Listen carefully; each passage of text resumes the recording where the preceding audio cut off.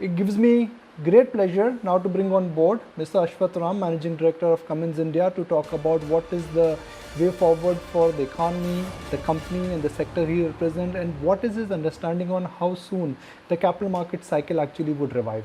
Mr. Ram, thank you for joining us and thank you for being part of this edition of IRM India Revival Mission, a show where we debate, deliberate and also discuss what is the way forward for India in this pandemic crisis.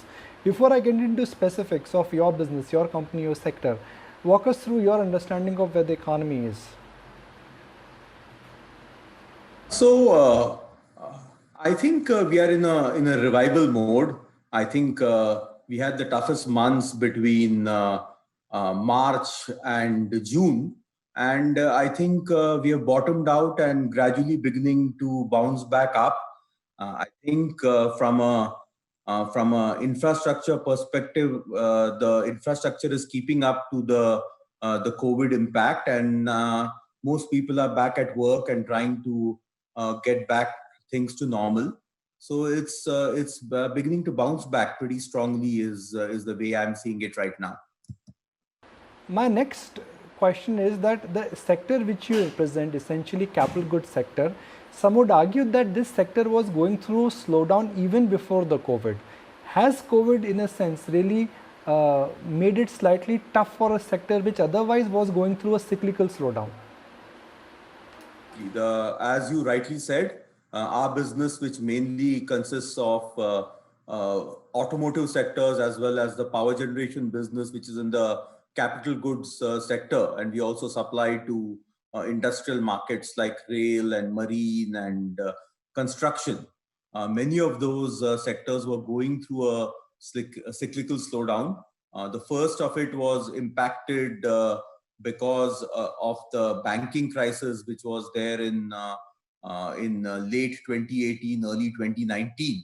And then the automotive side of the business also went through a very major emissions change, which typically other countries do in 10 years. What India has done is gone through that kind of change in 3 years. So with all of that, the market was expected to be slower than 2019. But the impact of COVID, with factories all being shut down, no sales for a couple of months, all of that has, added a further burden to the industry of having to come out of this crisis.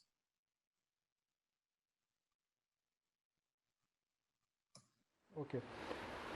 When do you think capacity utilization will come back to a level at which entrepreneurs and capital allocators would be tempted to start the new capex cycle? Because for your sector and your company to do well, a fresh cycle has to start.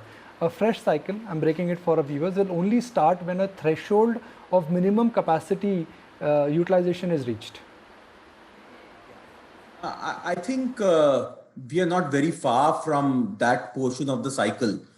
We are already at close to somewhere between 70 to 80% capacity utilization. And part of it, of course, can be said is some pent-up demand because nothing was produced in the economy for a couple of months. But many parts of the economy continue to progress well. The agriculture sector continues to progress well. The FMCG sectors continue to progress well. All the service sectors continue to progress well.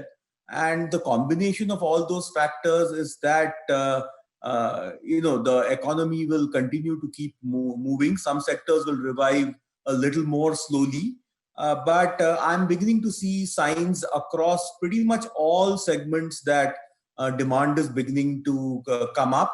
And I feel pretty strongly that by early next year, demand will be pretty strong as compared to what we have seen it in 2020.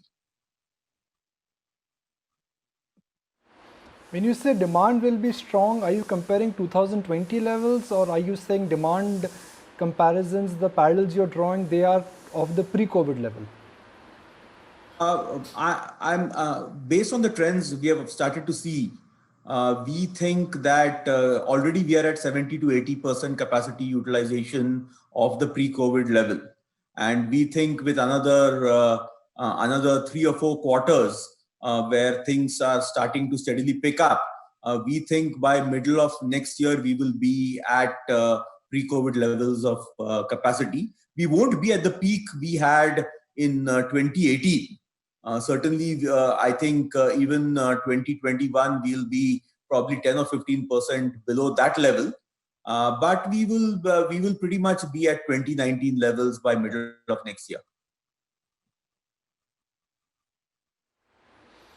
Now, Cummins is the world's largest dealer in the world's largest player in the diesel engine market. Now, the shift from the diesel engine to other forms of other forms of machinery, other forms of engine is something which is a mega trend. It could be gradual, but it's a trend which is there. How are you planning to safeguard your company from this mega trend? Yeah, it's a very good question, and actually we are very well prepared for the change in technology. Every time the technology changes or the rules become tougher, or one has to introduce more complex emissions, or even introduce new fuels, new ways of driving a powertrain, Cummins has always succeeded. And we are prepared in many ways. One is a big driver of change in the diesel engine side of the world is that everything is becoming electronic, and Cummins leads in most of the electronics as well as emission technologies around the world, and this is actually helping us gain market share as well as reach more customers than we have ever done before. Cummins has also been making many acquisitions and has made many investments in the electrification space as well as in the space of fuel cells, alternate gases, and many other forms of fuels. So we almost like to say that we are fuel agnostic, and as a matter of fact, the more types of fuel, the more complex the technology, it helps Cummins win. And to that intent, we have anywhere between 1,500 to 2,000 engineers already working in India doing R&D work on all of these technologies. About 50-60% of that work is done for global customers around the world. So when India becomes ready to use some of those different fuels or different technologies, Cummins will be ahead of the game.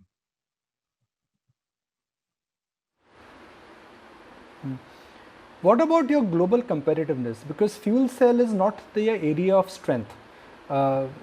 Diesel engine is something where you mastered it. You almost had a monopoly status because of your vintage and because of your technology. Globally, in fuel cell business, in the new technology, you'll have to compete with completely different, different set of customers and a different set of different set of consumers and a different set of competition. Right. And I think we are very well suited to do that. It's because of four things. The first is that we understand the industry and our applications better than many of our competitors because we've been in it for 100 years. We also have been making a lot of investments in the right technology which matters to our customers. We have outstanding and amazing relationships with OEMs, fleets, and end users. And finally, our network is unmatched, and we will be there where our customers need to be. So it's a combination of making the right investments, having the scale of reach, having the best type of customers, and again, continuing to be a market leader in the technology even as we get into the newer technologies. So I think a combination of those factors is why we are very bullish on the new technology, and we will be ready to stand toe to toe to fight with the best in the world and do better.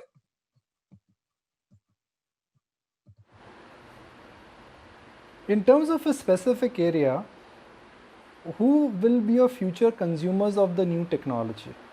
Will it be the same guys buying differently, or you'll add new set of customers? It's going to be a combination. So let me give an example with the fuel cell and the hydrogen technologies.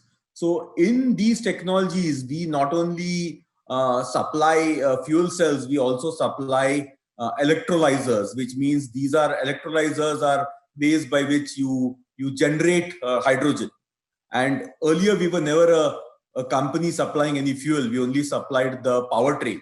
So the certainly the fuel cell along with the can be used in the powertrain. So those customers where we supply the diesel engine as a powertrain can now use the fuel cell and the associated motors and all that hardware. They can continue buying from us. So we retain some of those existing customers, but we have opportunities to expand into new markets. So with the electrolyzers, we can be producers of hydrogen, and that hydrogen can be used to balance the grid. It can be used to store energy. It can be used even to enhance the life of diesel products by enriching the mixture by putting hydrogen in it. So I think it actually opens up the space for us to acquire many new customers and play in more spaces than we do today. Okay. Let's understand the manufacturing landscape of India. Somewhere India has not been able to emerge as a big powerhouse in the manufacturing space. I know Cummins has some presence in the export, but some would argue, looking at your technology, availability of skilled engineers here, availability of talent, why is that Cummins has not been able to scale up the export business the way it was viewed or the way it was envisaged a couple of years ago? So Cummins still does quite a bit of exports. Actually, probably we do more exports than any one of our competitors in the Indian market. But there have been a couple of factors. The first is that the emissions in India have been what were called lagging emissions. And so the products we were producing in India were not to the same technology or to the needs of some of the advanced markets in the world like Europe and America. As a matter of fact, with BS6 coming in and with the technology moving to CPCB 4+, which is equivalent to EPA Tier 4 in North America, we think that many more doors and more opportunities will open up for us. And certainly we have made a lot of investments in India based on that optimism. And we are confident that in the future we should be able to capitalize those investments as well as grow the exports from where they are today.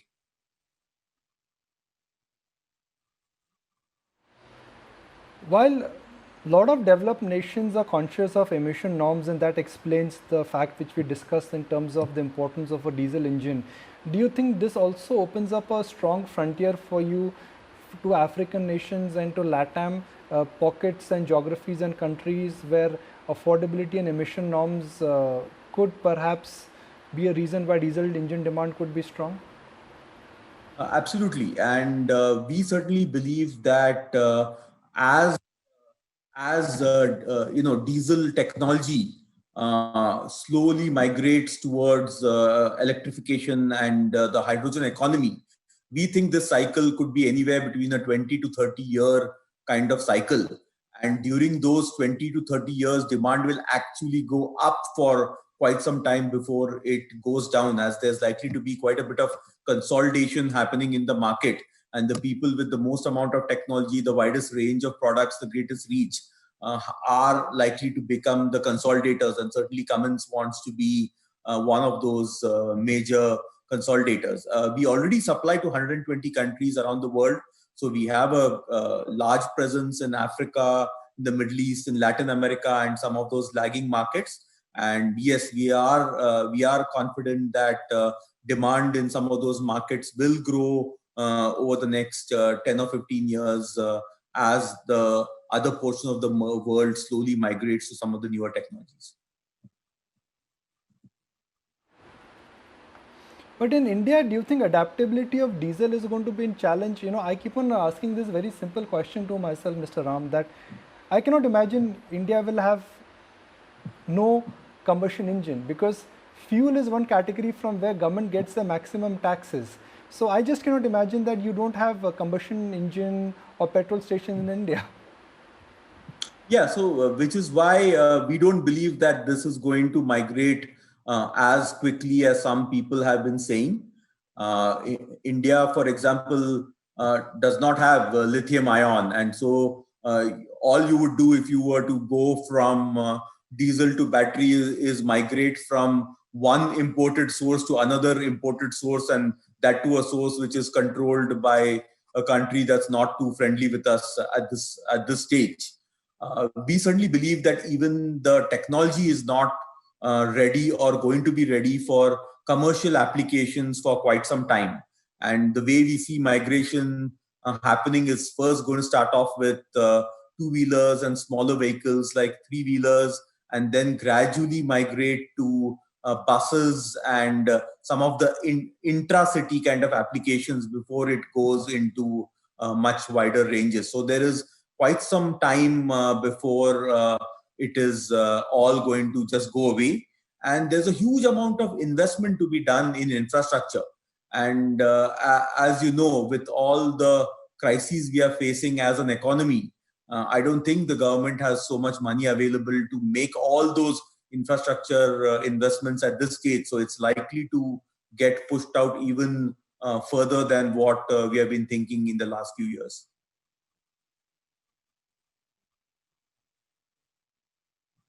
Mr. Ram, one large reason why the diesel engine demand in India was strong is because of a poor power infrastructure. But now things are changing there. Discoms are in a much better position to give uninterrupted supply of power. The experience of big cities also has, in terms of power supply and consistency, has improved. In my young days, I definitely remember when we had a diesel genset in a house because the electricity cut was so high. Thankfully, my son is not growing up in that kind of an environment. So this is again a mega trend.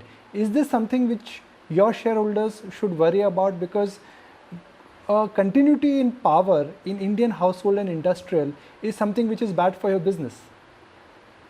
Actually, the data shows differently. So what happens is as one gets used to more reliable power coming in from the grid, one gets very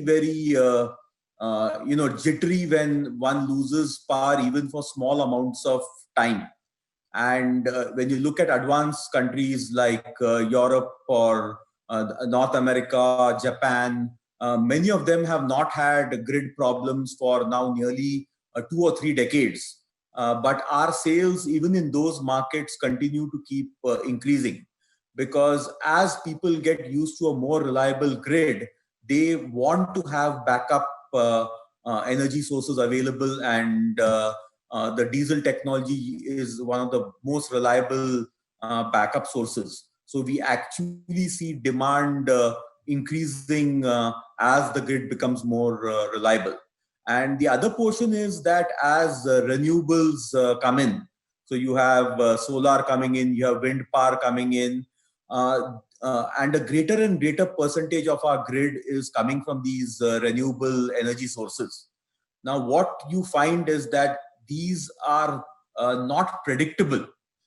They are great sources, they are wonderful for the environment, but they are not predictable from a reliability perspective. And typically what happens is, to back those up also, you sell either diesel or gas powered generators, and we have seen those trends around the world where the supplemental power or the balancing power is all supported by the products we make. So we don't feel threatened in any manner. Our shareholders need not worry. There is lots and lots of opportunity available for us. Okay, just before I wrap, Mr. Ram, last 5 years, some would argue that they have been challenging. Business globally and locally has not grown at a rate at which a lot of companies had projected because of a cyclical slowdown in capex. On top of that, you have a disruption which is happening in terms of technology and also the relevance of diesel engines. Next 5 years, for Cummins, how will they be radically different?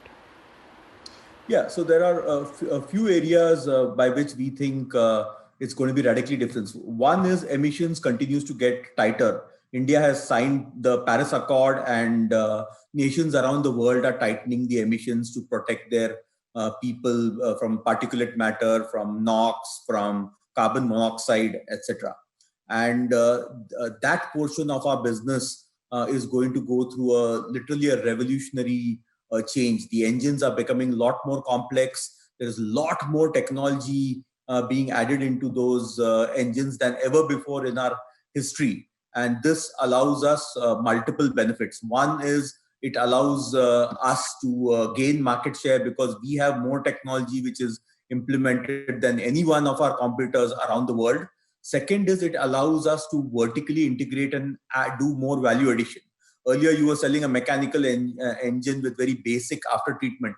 Now we are selling a complete after treatment system, adding that onto the engine and integrating all of that, which means not only are we gaining market share but we are growing the pie itself is growing, and we are growing our share in the pie.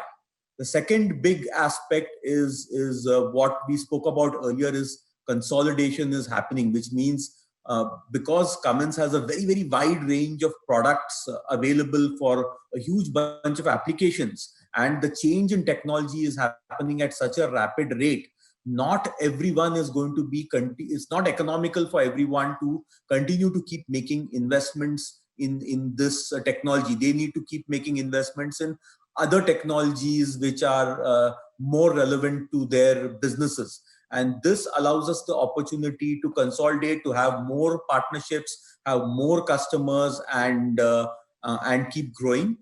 We did speak about the export side, where because now we are no longer just a lagging exports nation, we are a leading emissions nation. It opens up more opportunities for exports as well.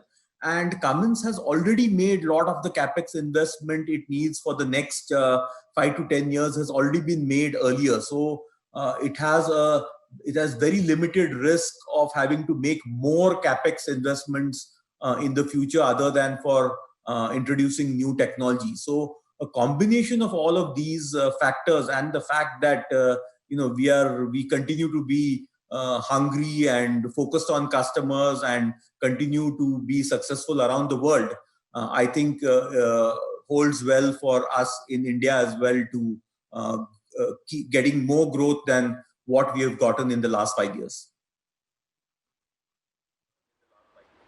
Well, Mr. Ram, really appreciate your time. Thank you for joining us. And I certainly hope to see much more of you going forward. Stay safe, and once again, appreciate your time.